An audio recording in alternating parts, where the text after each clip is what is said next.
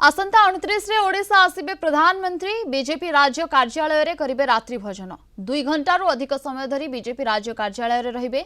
सेठारे सांसद और विधायक माने रिपोर्ट देबे। मोदी गस्त को दृष्टि रखी आज बीजेपी कार्यालय रे समीक्षा करिसेंती मुख्यमंत्री सहित आईन मंत्री, पंचायत राज मंत्री, मुख्य शासन सचिव, पुलिस डीजी, बीजेपी राज्य सभापति प्रमुख समीक्षा करिसेंती।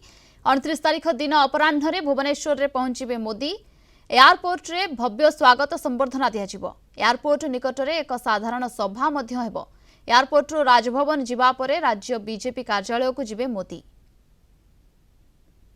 डीजी सम्मेलन तो स्वाधीनता पर प्रथम थर ओडिशा रे डीजी सम्मेलन होउची।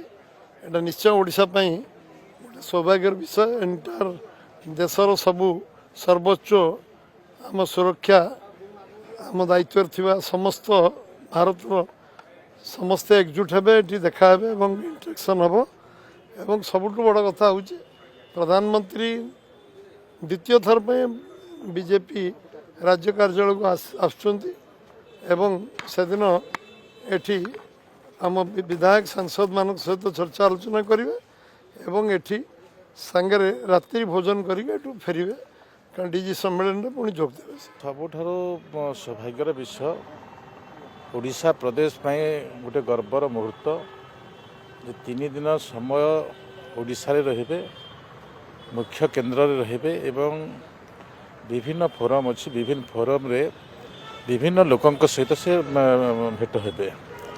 एठी प्रथम तो डीजी कॉन्फ्रेंस रे जहाँ कि भारत वर्षर अनेक विषय अच्छी सब विषय ने आलोचना करेंगे।